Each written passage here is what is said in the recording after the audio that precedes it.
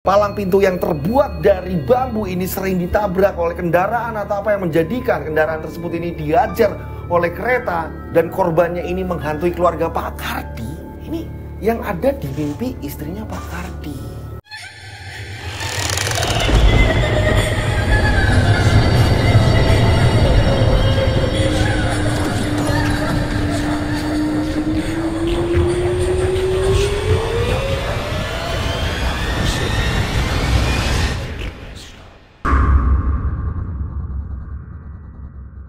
Assalamualaikum warahmatullahi wabarakatuh. Kembali lagi bersama saya Rian Agus Widodo, tentunya di channel Rian Agus Widodo.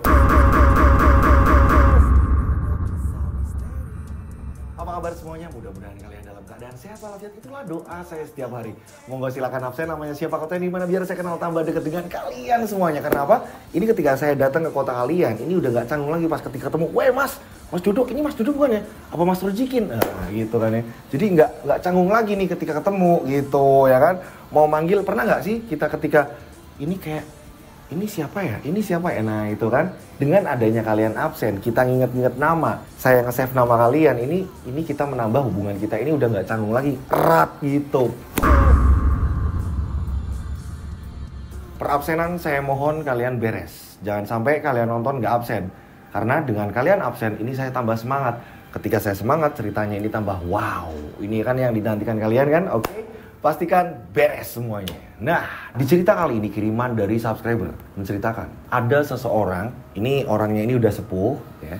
Ada salah satu tempat, ini justru malah tempatnya ini deket di tempat saya. Saya ini mau menceritakan berapa kali udah diingetin sama bapak saya, izin sih. Kemarin bapak saya akhirnya datang ke salah satu sesepuh yang ada di situ. Ini namanya Desa Tumbal. Salah satu dukuh yang ada di daerah ini, ikutnya mana sih mas? Seragi ya? Tumbal apa masih ikut sini pak? Oh masih ikut Pemalang, masih ikut di daerah saya gitu ya. Ini namanya Tumbal.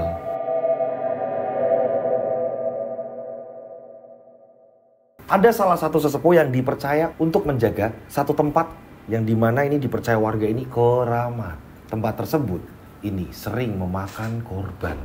Lah, kok bisa mas? Tempat apa kok bisa memakan korban?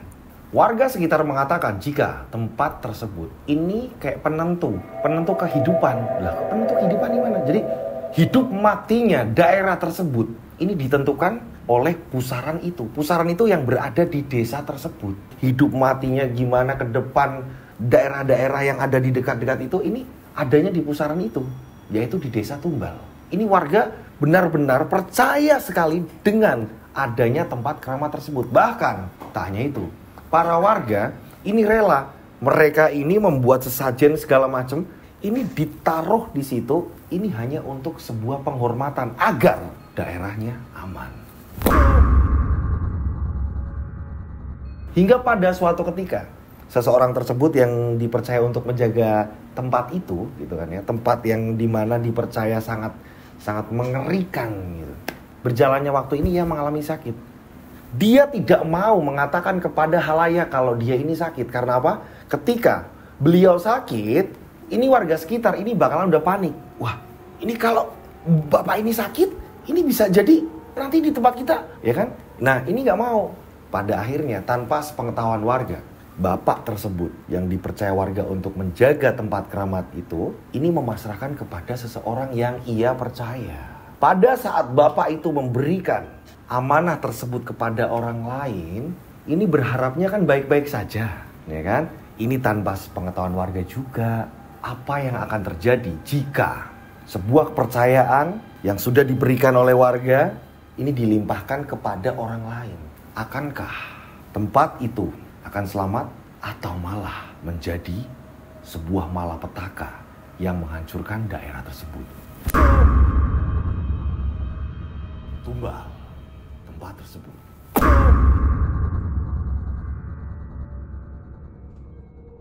Kalian sudah penasaran semuanya, tak perlu lama-lama lagi, kita langsung saja menuju ceritanya.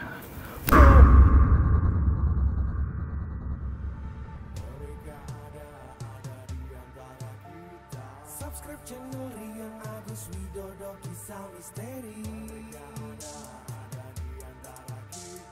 Nyalakan lonceng.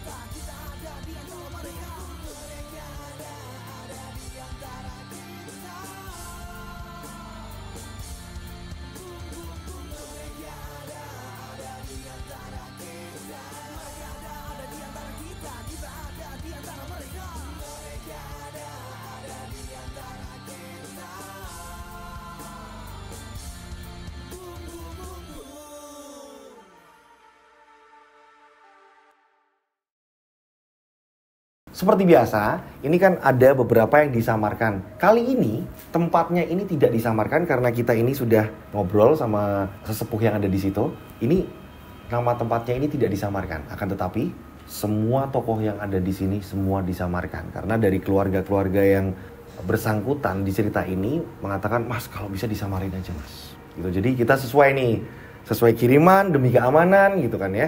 Nama-nama tokohnya udah disamarin. Kalau nama tempatnya ini bener. Kalian sudah siap menunggu ceritanya seperti apa? Di cerita kali ini benar-benar menegangkan. Tokoh di sini kita sebut saja namanya Pak Kardi. Usianya sudah 55 tahun. Ia ini udah sering sakit-sakitan. Akan tetapi, nggak tahu kenapa warga sangat percaya sekali ketika daerahnya ini dilewati Pak Kardi, dijaga oleh Pak Kardi. Dalam artian, Pak Kardi ketika memimpin sebuah pengajian atau mungkin Pak Kardi ini datang ketika ada orang hajatan, ini yang punya hajat ini seneng, tenang. Wes ono Pak Kardi kok. Ora udan, nggak jadi hujan, udah tenang Pak Kardi udah datang ke sini kok. Ini dalam bentuk ketika ada orang hajatan. Apalagi sebuah keamanan yang di daerah tersebut terkenal keramat. Dan Pak Kardi lah dari sebelum-sebelumnya, leluhur sebelumnya ini turun-temurun yang akhirnya ke Pak Kardi. Yang menjadikan warga ini tenang ketika berpapasan dengan Pak Kardi, ya kan? Ini dikasih pitutur, dikasih suri teladan, kamu jangan kayak gini, Lek, jangan kayak gini, jangan kayak gini. Ini orang senang. Apalagi Pak Kardi ini orang yang sederhana. Penasaran kan? Di sini. Pak Kardi ini kehidupannya bisa dikatakan untuk makan, untuk apa ini susah, sedih.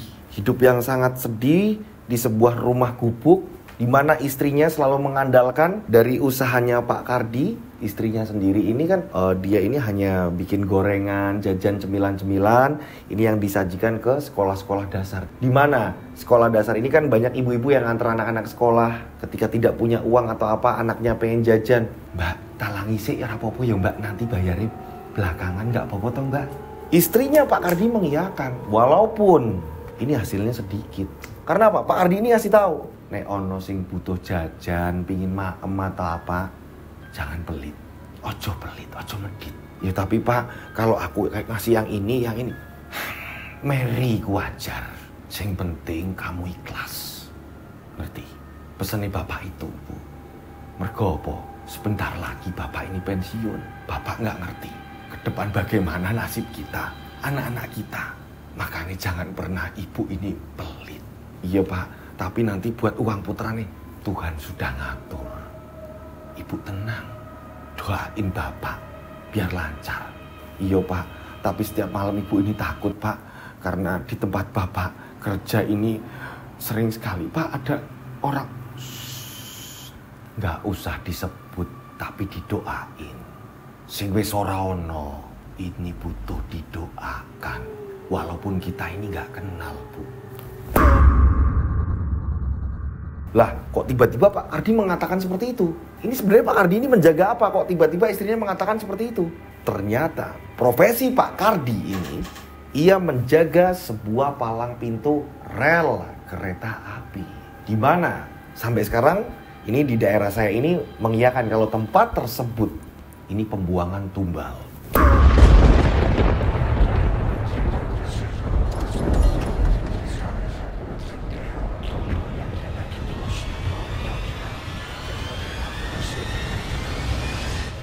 Dan desanya ini dinamakan Tumbal.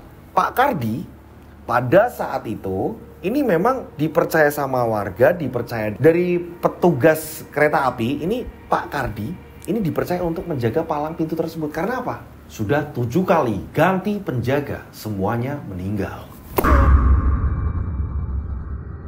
Ini yang dimaksud istrinya. Ia takut kenapa-napa. Pak Kardi mengatakan, Bapak menjaga sudah semaksimal mungkin. Mengingatkan orang sekitar agar waspada di tempat itu ya semaksimal mungkin, Bu.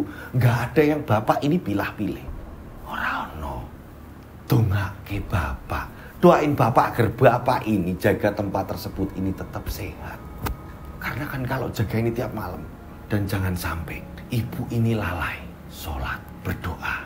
Pak, tapi nggak tahu kenapa Pak, ibu ini sering dimimpikan orang ini lah. Wis. Terus ibu mau nyalain Bapak Kalau bapak ini kadang ketiduran atau apa, terus kalau ada palang pintu ditabrak orang, terus ada kecelakaan segala macam, ibu mau nyalain bapak juga. Ya enggak pak, cuma di mimpi ibu kayak gitu. Ya wes, yang udah. Nah ternyata, jadi selama Pak Kardi jaga di situ, ini ada beberapa kali kecelakaan dan pas mungkin Pak Kardi ini ngantuk atau Pak Kardi apa, palang pintu yang terbuat dari bambu ini sering ditabrak oleh kendaraan atau apa yang menjadikan kendaraan tersebut ini dihajar oleh kereta dan korbannya ini menghantui keluarga Pak Kardi. Ini yang ada di mimpi istrinya Pak Kardi.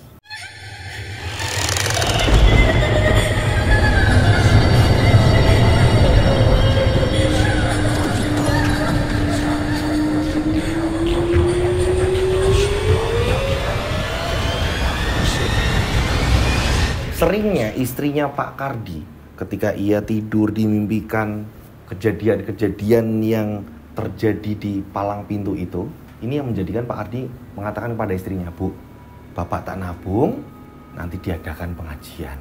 Yo saisone dewe, saiso awake dewe Bu. Yo manggil warga sekitar untuk keselamatan bareng-bareng Ibu. Iya Pak, Ibu juga takut ya Pak. Sering sekali loh Pak, walaupun bapak ini sering menenangkan ibu, tapi ibu ini bingung. Wis, ibu ikut tanggung jawab bapak, ora usah ngresulo. Ngerti ibu? Nggih Pak. Tapi kalau pas bapak ini jaga sampai malam, sampai pagi pulang, ibu ini takut ya Pak. Kalau takut ngopo toh? Dadi bojoku? Iya Pak. Sing tenang, iki bapak durung pamit. Bayangin nek bapak wis pamit, opo kowe sanggup ke rumah anak-anakmu? Sing tangguh. Iya Pak. Inilah Pak Kardi. Hingga pada akhirnya ketika Pak Kardi ini udah nabung segala macam, Pak Kardi pun mengadakan pengajian, doa bersama. Istrinya mengatakan, Pak, bapak, ini Pak biayanya mahal Pak. Wah ngaji kok Bu. Hingga pada akhirnya ini Pak Kardi sering mengadakan selamatan, pengajian bersama segala macam. Bahkan kadang-kadang ini warga sekitar ini tanya, ini selamatan apa? Anak-anaknya Pak Kardi ini masuk sekolah atau Pak Kardi ini naik pangkat atau apa-apa segala macam, kan nggak ngerti, gitu kan ya? Pak Kardi pun menjelaskan, ini untuk keselamatan warga kita bersama. Nah, setiap selesai selamatan, ini Pak Kardi ini memang menyediakan air di dalam kayak mangkuk gitu kan ya. Ini dikasih bunga, itu kayak sebuah penghormatan. Dan air tersebut, ini Pak Kardi bawa ke rel kereta. Setelah itu, ia ciprat-cipratkan air tersebut ini sekeliling ke tempat Pak Kardi ini jaga. Bukan berarti Pak Kardi ini mendewakan yang ada di situ, akan tetapi Pak Kardi ini bentuk dari penghormatan. Saya kerja di sini. Ini loh, bentuk doa yang saya panjatkan bersama-sama warga, saya tuangkan di sini juga. Kan nggak mungkin ya kan berdoa di tengah rel gitu kan. Disitulah yang menjadikan Pak Kardi ini bisa dikatakan kayak warga ini tenang ketika semua diatasi oleh Pak Kardi. Bahkan ketika ada kecelakaan apa segala macam, warga ini membela Pak Kardi. Oh ini ada kecelakaan kayak gini, ini yang disalahin Pak Kardi lalai atau apa? Enggak, warga ini mengatakan enggak gitu. Warga ini siap untuk pasang badan membela Pak Kardi. Pak Kardi jika jaga di situ, ini memang kalau jam 8 malam, jam 9 malam masih ada orang lalu lalang. Akan tetapi ketika sudah lewat jam 11 malam, ini benar-benar tempat tersebut gelap. Tempat tersebut benar-benar sunyi sekali. Ini sampai di tahun 2025 sekarang ini. Jadi tempat itu, ini kalau udah lewat jam 11, ini benar-benar sunyi banget. Depannya ini ada SMP. Merinding kan saya. Ini nggak jauh dari tempat saya. Ini bener-bener tempatnya ini ngeri. Kalau sekarang udah modern gitu kan ya, dari bangunan posnya aja udah menggunakan tembok. Kalau dulu, ini dari pengirim cerita mengatakan bahwa untuk pos penjagaan palang pintu rel kereta ini hanya menggunakan seng. Seng yang ditata gitu kan ya. Ini lampunya ini menggunakan lampu minyak ya Mas itu nih. Lampu minyak, lampu tempel gitu. Jadi kalau mau ada kereta, ya kan Pak Kardi ini langsung menurunkan bambunya untuk menghalang orang-orang yang mau lewat gitu. Kalau sekarang udah tahu ini berapa menit kereta mau lewat, ini palang pintu udah turun gitu kan. Kalau dulu ini enggak, nungguin lampu dulu. Oh ini warnanya udah kayak gini nih. Oh ini berarti tandanya saya harus langsung menurunkan untuk menutup rel kereta agar para pengendara ini selamat. Ya walaupun pada saat itu memang lebih mencekam kali ya, karena ini kan pas era sekarang aja, ini udah era yang maju modern, itu 2025 ini sepi, apalagi di era itu 90-an gitu. Jadi kalian sudah bisa membayangkan kan seperti apa seremnya. Kita lanjut ceritanya. Nah, Pak Kardi ini ketika ngantuk atau apa segala macam, ini kan pasti dia ini butuh yang namanya pengen ngobrol, pengen apa. Nah, Pak Kardi ini ada temen. Ini temennya. Kalian penasaran nggak sih? Jadi temennya ini seorang manusia juga yang biasa sering nongkrong di situ, lewat di situ, dan menanyakan keberadaan Pak Kardi. Baik-baik saja atau gimana Pak? Butuh rokok atau gimana? Kami punya rokok ini Pak. Anak-anak muda. Sekumpulan anak muda. Dan di situ, ini ketua gengnya ini namanya Anto. Jadi kalau pas lewat di palang pintu itu pasti berhenti. Pak D, saya melek toh. Apa es turu? Kok ndak ada sepur lu? Pak D, masih bangun, nanti awas ada sekreta gitu kan. Nah ini Anto mengajak teman-temannya untuk datang ke tempat Pak Kardi. Di pos kecil itu. Pak D sih melek nih. Piye? Iya Pak D, biasa kita lewat. Gimana Pak D? Pengen apa? Ini kami bawa jajan lah Pak D. Nggak usah repot-repot. Udah, Pak D ada kok, ini ada bekal. Udah keliling itu Pak D? Udah. Pak D, kalau Pak D memang butuh teman atau apa, kalau pas Anto ini nggak lewat, tapi teman-teman Anto lewat, udah suruh aja teman-teman Anto nemenin Pak D. Kayak pas Anto ini nemenin Pak D. Nah jadi ketika Pak Kardi ini sendirian atau apa, ini Anto ini sering nemenin. Nah makanya di situ pas ketika Anto lewat, ini Anto memberitahukan ke Pak D agar Pak D ini jangan sungkan minta tolong ke teman-temannya Anto untuk nemenin Pak Kardi. Oh yo, nggak apa-apa. Pak D sakit toh? Enggak toh, nggak apa-apa. Loh, mimisan loh Pak D. Ternyata pada saat itu ini tiba-tiba keluar darah. Pak D ini mimisan. Kalau sakit ini jangan dipaksain Pak D. Jangan dipaksain. Kalau Pak D nggak jaga terus ini palang pintu bisa nutup sendiri gitu. Yo enggak tuh Pak D, maksudnya bilang sama temennya atau apa. Loh ini kan udah sip-sipan Le. Masa iya Pak D tinggal? Pada saat seperti itu tiba-tiba ini ada angin bertiup kencang.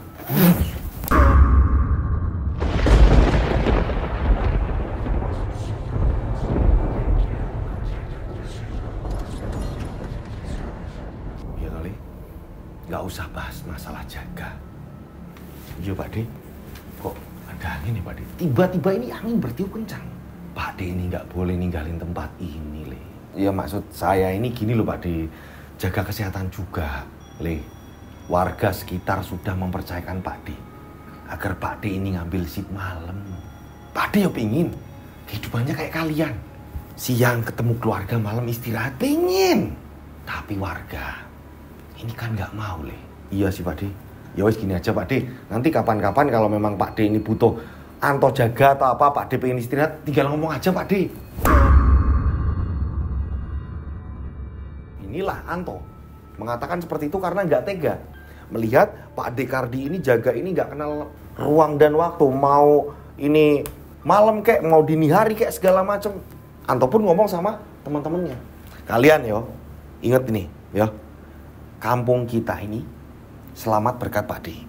Selamat gimana toh? Loh, rata-rata orang yang meninggal di tempat ini bukan dari daerah kita toh. Bukan dari kampung kita toh. Ya iya sih, tapi berkat siapa?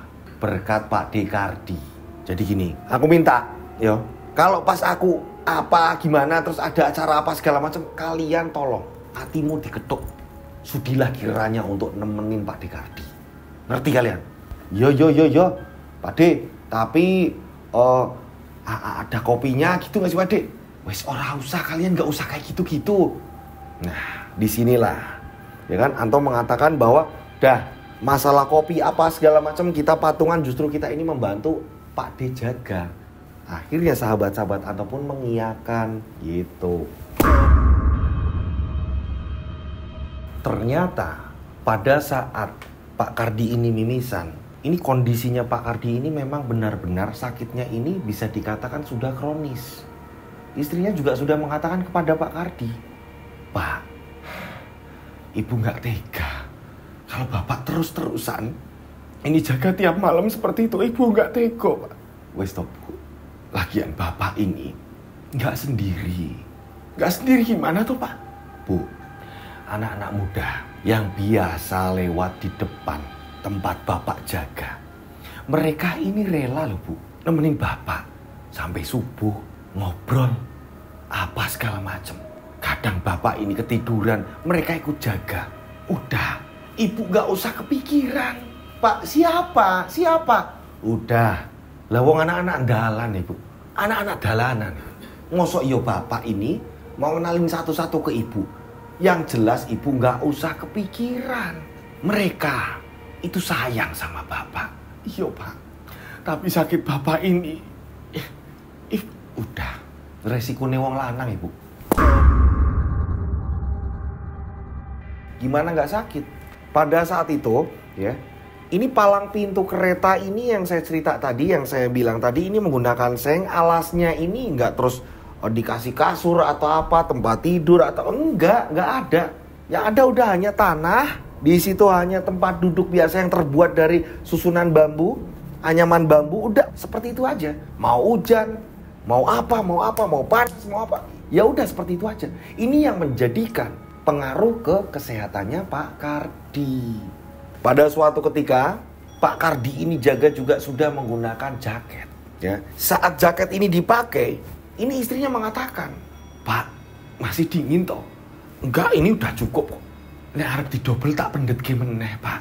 Ora, iki wis cukup kok, Bu. Udah cukup iki kok. Bapak dingin dari tadi. Enggak, iki udah cukup kok, Bu. Enggak usah kepikiran. Istrinya ini sampai mau ngambilin jaket lagi untuk menebalkan gitu, menebalkan biar nggak kerasa dingin ketika nanti jaga di palang pintu kereta. Karena apa? Mungkin istrinya udah mikir kan, ini kayaknya kalau jaket yang ini dia masih kerasa dingin. Ini harus didouble. Ini kalau ada apa-apa kita juga nih yang repot. Akan tetapi Pak Kardi mengatakan baik-baik saja. Pak Kardi pun berpamitan, Bapak tak jogo sik Bu. Pak Kardi berangkat. Istri dan anak-anaknya ini kepikiran, Bu, tadi Bapak sempat muntah loh Bu di kamar mandi. Iya toh, kamu lihat toh Le? Iya Bu, Bapak ini sempat loh Bu tadi batuk-batuk. Lah, Bapak ini dibilangin malah jangan bilang sama Ibu. Ya, tapi adik ini kan pengen bilang sama Ibu, takut kenapa-napa sama Bapak. Istrinya tambah penasaran. Ya ampun, suamiku kok gak jujur. Dan ternyata benar. Kurang lebih jam 1 dini hari, ini ada suara ketukan pintu. Deg. Assalamualaikum. Assalamualaikum. Nah, saat itu juga istrinya terbangun dan membukakan pintu. Ternyata Pak Kardi pulang. Pak, Bapak, dan mulutnya ini sudah berlumuran darah. Bapak, udah.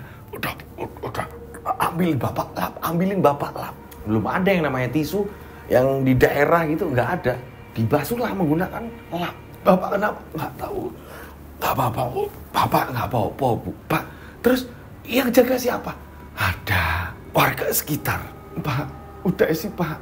Pak, udahlah Pak. Bapak bilang sama atasan Bapak, biar Bapak ini kalau jaga ini siang aja loh Pak. Bu, bukan soal Bapak ini nggak mau. Bukan soal Bapak ini nggak diizinkan untuk jaga siang malam atau apa. Tapi kalau Bapak nggak jaga malam, apa jadinya Bu? Bapak jaga aja masih banyak yang kecelakaan. Memang benar, sering sekali terjadi kecelakaan yang memang susah dipikir gitu ya, di logis gitu, susah karena palang pintu udah ketutup. Kadang-kadang ini yang paling parahnya, palang pintu udah ketutup tapi masih ada terjadi kecelakaan. Kan aneh. Palang pintu gak rusak, tapi ada kecelakaan. Kok bisa? Nah, inilah yang terjadi sekarang ini. Akhirnya saya melogiskan gitu kan ya. Ketika palang pintu udah ditutup, kadang-kadang ini dinaikkan sendiri nih sama para pengendara. Karena dia ini gugup mau apa, dinaikin sendiri. Ia langsung menerobos. Ini yang menjadikan kecelakaan itu terjadi. Pak, yakin Pak, Bapak ini masalah ini ke orang lain. Bu, gak apa-apa. Ya ampun Pak, kalau toh Ibu aja bisa gantiin, Ibu yang gantiin. Ojo edan Ibu. Ibu njagain anak-anaknya Bapak. Wis, neng omah. Iya Pak. Nah, memang istrinya Pak Kardi ini memang benar-benar penurut. Akan tetapi ini kan sedih ketika melihat suaminya ini dalam kondisi seperti ini. Ketika istrinya mengeluh atau apa, Pak Ardi ini melarang. Nah, ketika Pak Ardi ini merasakan kondisinya nggak sehat atau apa segala macam, jaket mengikuti istrinya, ia didouble segala macam, dipasrahkan kepada rombongannya Anto.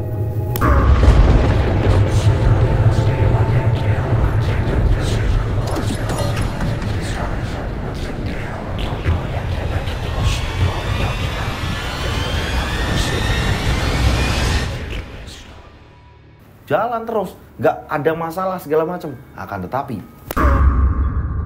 pada suatu hari, ini malam-malam, ya Pak Ardi ini sakit, sudah dipasrahkan kepada Anto CS gitu kan. Ada yang ketuk pintu.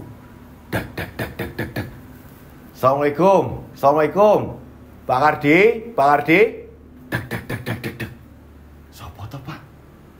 Kok ada orang ketuk-ketuk pintu? Bapak hari ini berangkat gak toh Pak? Iya Bu. Sebentar Bu. Nah dibukainlah sama Pak Kardi. Ternyata pada saat Pak Kardi membukakan pintu itu, cekrek. Ternyata ini ada beberapa polisi, ada petugas dari KAI. Ini mengatakan bahwa Pak Kardi ini lalai dalam menjalankan tugas. Bapak ini kemana saja. Baru saja terjadi kecelakaan.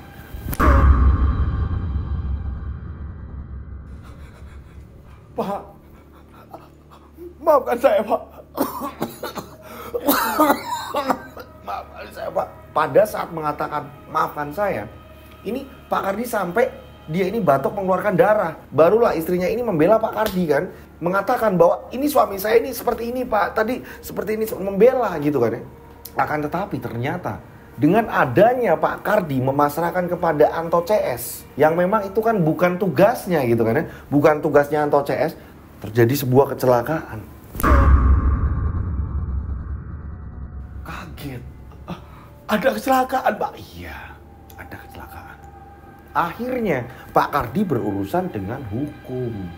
Pak Kardi ini dipanggil kantor polisi untuk memberikan keterangan. Ini gimana awalnya kok bisa seperti ini?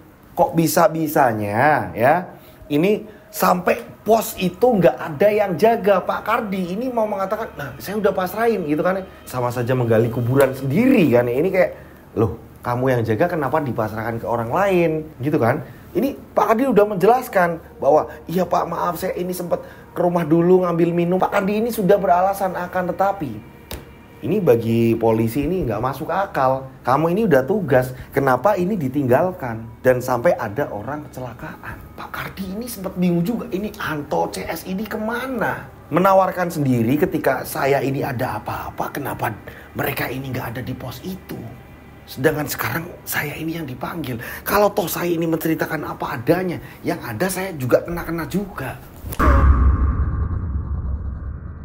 Pada saat itu, ini dari anggota mengatakan jika korban kecelakaan di situ, ini seorang perempuan.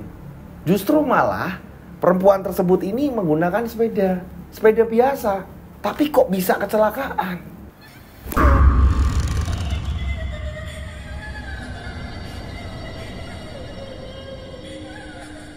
Pak Kardi mengakui jika ini kelalaian dari Pak Kardi. Akan tetapi untungnya ini petugas dari KAI ini mengiyakan bahwa ya inilah kelalaian dari Pak Kardi. Begitu juga dengan warga sekitar ini agar Pak Kardi ini tidak terjerat hukum gitu. Jadi semua mendukung Pak Kardi. Akan tetapi Pak Kardi ini masih tanda tanya. Ini Anto CS kemana? Sudah menawarkan diri untuk menjaga palang pintu. Kenapa pada saat saya ini di rumah ini ada kecelakaan? Pak Kardi bingung kan. Disinilah hukuman yang harus diterima Pak Kardi. Beliau ini akhirnya diberhentikan dari menjaga palang pintu, yang menjadikan perekonomian di keluarganya Pak Kardi ini sudah tidak bergantung lagi dari Pak Kardi ini jaga palang pintu gitu, nggak dapat uang lagi dari situ. Daripada Pak Kardi ini menjalani hukuman, digantikan orang baru di situ. Pak Kardi sempat sedih. Sedihnya kenapa? Ketika sudah digantikan orang lain, kenapa pos yang dimana Pak Kardi jaga justru malah dibangun lebih bagus, lebih baik ketimbang pada saat Pak Kardi ini jaga. Akan tetapi namanya Pak Kardi ini dia tak berdaya untuk mengatakan hal seperti itu. Padahal warga sekitar mengatakan, Pak D, aku nggak ngerti apa yang akan terjadi di kampung kita kalau Pak D ini nggak jaga. Apa iya orang yang menggantikan Pak D ini bisa mengamankan kampung kita? Wes ora apa-apa, aku juga akan tetap menjaga ini. Ini karena luhur yang nyuruh. Pak Kardi ini menyembunyikan perihal Anto yang sering menggantikan Pak Kardi ketika Pak Kardi ini memang sakit. Dan sakitnya ini nggak dibuat-buat. Singkat cerita, pada suatu ketika Pak Kardi pun mencari rumahnya Anto. Ketemulah sama neneknya. Neneknya ini juga udah pikun. Makanya Pak Kardi bingung. Mbah, iya le, piye? Siapa tak ya? Mbah, saya Kardi mbah. Saya jaga di palang pintu depan. Palang pintu kereta nih mbah. Cucunya mbah, Anto ini sering nemenin saya. Anto di mana toh, Mbah? Kowe iki sapa? Sapa? Aku ora ngerti.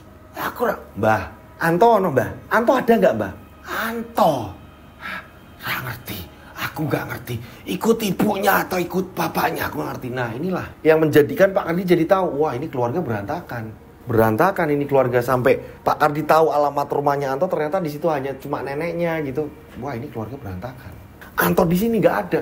Pak Kardi pun menanyakan kepada tetangga-tetangganya, ternyata nggak ada yang tahu di mana keberadaan Anto.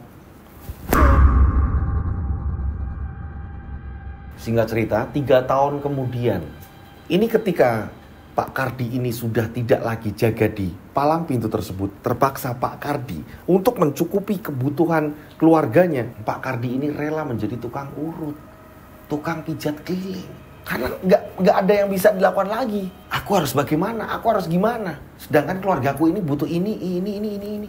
Akhirnya Pak Kardi ini menjadi tukang urut keliling. Setiap memijat orang atau apa, kok sampean udah pensiun cepet toh Pak? Warga di sekitar ini kan butuh sampean. Sering loh terjadi kecelakaan, sering loh terjadi apa-apa semenjak sampean ini nggak jaga di situ. Iya. Nah, Pak Kardi segera mengalihkan pembicaraan ketika ada seseorang yang dipijat Pak Kardi dan membahas tempat jaganya Pak Kardi. Jadi memang ya, setahu saya ini tempat itu angker sekali benar-benar. Jadi kalau malam ya, walaupun ini belum begitu malam banget gitu, habis Isya itu udah sepi banget. Itu adanya di depan SMP 4. Ya benar Mas Alip? Benar. Tempat sekolahnya Mas Alip ya? Iya. Nah, Mas Alip ini sekolahnya di situ. Jadi Mas Alip sendiri melihat ada sebuah kejadian gitu Mas Alip. Iya. Agak kencengan Mas Alip ngomongnya ke sini. Jadi biar kita ngobrol dikit-dikit gitu. Yoi. Apa yang Mas Alip lihat pada saat itu? Nabrak mobil. Jadi satu mobil gitu ketabrak sama kereta? Satu keluarga atau apa? Ya, satu orang. Isinya satu orang. Oh, satu mobil itu satu orang. Satu mobil isinya satu orang terus dihajar sama kereta.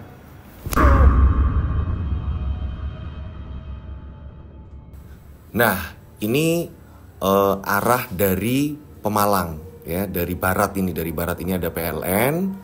Ini saya kasih lihat nanti tempatnya seperti apa ya. Ini Jalan Raya Tumbal di sini nih. Kita lurus ada PLN di situ. Ya. Ini kita ngambil sepanjang Jalan Raya Tumbal ini kita lurus terus nanti ketemu ada SMP. Nah, ini sebentar lagi SMP-nya ada. Ini ada SMP 4. Ada SMP Negeri 4 Comal. Nah, ini dia. Jalan Raya Tumbal Comal. Gitu. Jadi ini ikutnya masih di daerah saya gitu, masih deket-deket daerah saya Comal gitu. Ini perbatasan ya antara Comal dan Pekalongan gitu. Nah, ini dia tempatnya. Nah, ini yang saya katakan, ini dulunya bangunan ini menggunakan seng gitu. Dulu menggunakan seng, belum pakai tembok. Disitulah banyak kejadian-kejadian. Ini tempatnya, lokasinya ini. Sering sekali terjadi kecelakaan. Di sini Jalan Raya Tumbal.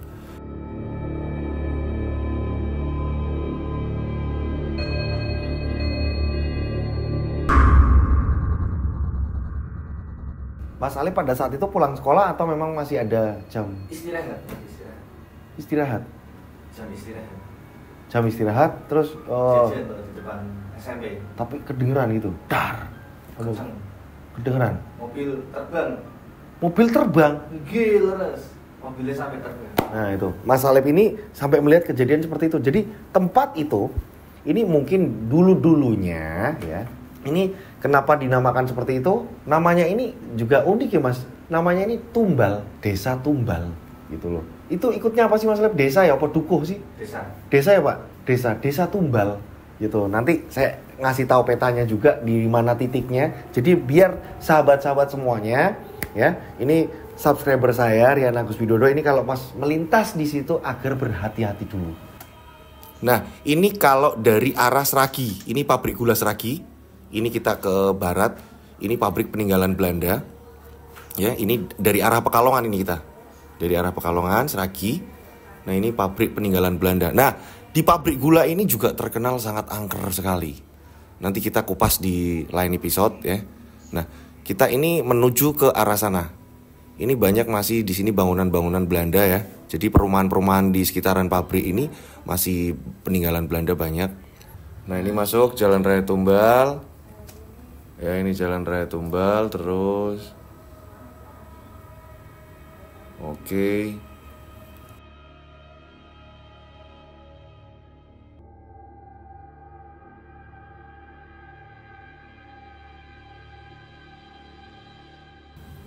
Ini lurus terus, nanti ada tikungan ini sebentar lagi.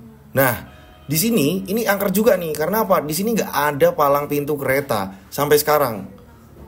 Nah, seberang sana itu ada pohon-pohon, ada desa di situ. Jadi penyeberangan di situ nggak ada palang pintu kan ngeri. Nah, kita ini akan menuju ke tempat di mana yang sering terjadi kecelakaan. Di palang pintu ini nih. Nah, ini dia lurus. Ya, terus sebentar lagi kita sampai. Nah, ini dia.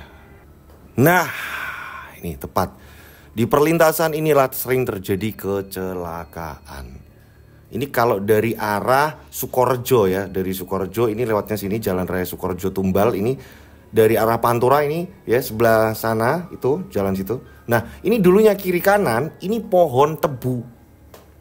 Gitu, pohon tebu yang tinggi sekali. Jadi orang-orang itu nggak lihat kalau ada kereta, makanya sekarang ini nggak boleh ditanamin tebu, mungkin seperti itu kali ya. Jadi karena kalau kiri kanan ini ada tebunya, ini orang lintas kalau dari arah Sukorejo tadi ini nggak akan terlihat. Nah di sini ini nih.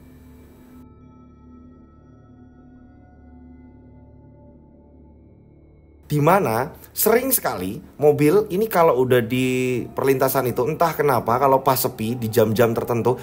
Nah ini tempat penjagaannya hanya seperti ini dulu. Ini bisa berhenti sendiri nih kalau mobil melintas atau apa. Ini bahaya sekali buat teman-teman yang di rumah. Ini kalau mau melintas di daerah ini dimohon untuk berhati-hati. Di sinilah ini lokasinya nih. Ini lokasinya ini.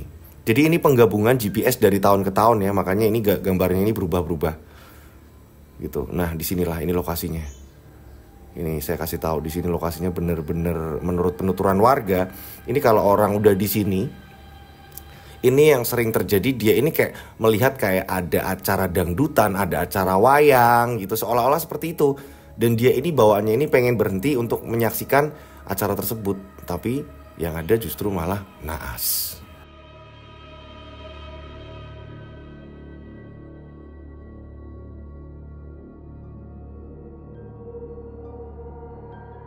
Gitu loh. Jadi jangan langsung selonong boy gitu.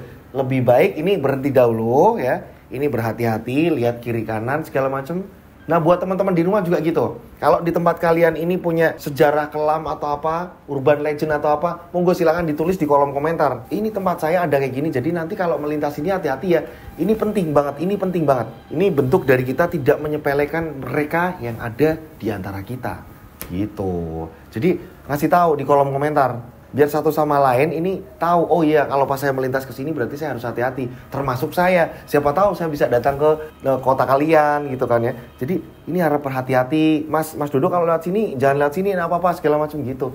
Jangan sampai kayak kemarin kita ini ya di jalan Tresono, wow sekali gitu. Jadi kita langkah baiknya inilah gunanya kolom komentar, ngasih informasi, absen segala macam seperti itu. Mas Dodo kok kelamaan? Enggak, ini justru malah yang lebih penting, ya kan Mas Lip? Ngeri kalau tiba-tiba besok saya ke tempat sampean ternyata di situ angker, ngeri. Mas jangan lewat sini kalau jam sekian aman, jam sekian jangan. Ini ngasih tahu, kita saling ngasih tahu informasi karena apa? Indonesia ini luas. Sabang sampai Merauke, ini tempat keramatnya, tempat angkernya itu oke, buahnya kintal-kintalan gitu. Jadi ya kita harus menghargai tempat tersebut, tempat-tempat angker itu. Gitu. Tempat-tempat yang dimana leluhur kita ini sudah mempercayai bahwa tempat tersebut ini memang harus dijaga, dirawat atau apa. Biasanya kalau ada tempat angker atau kayak gitu, ini kayak pertanda bahwa ya ini harus dijaga. Jangan sampai tempat tersebut ini disalahgunakan untuk pacaran atau apa. Jangan sampai. Oke, kita lanjut ceritanya. Nah, singkat cerita, kono sing nyapu ya Pak Mimi. Jauh bang. Ih, jong nyapu Mas. Nyapu ta. Oh, sik delok belum. Om beli.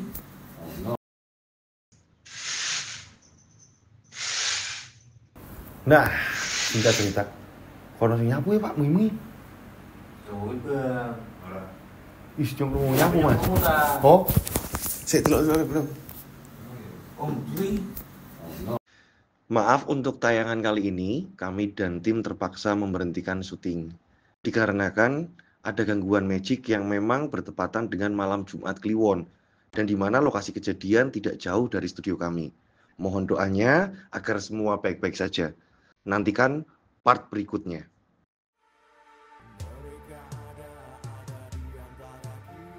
Subscribe channel Rian Agus Widodo Kisah Misteri.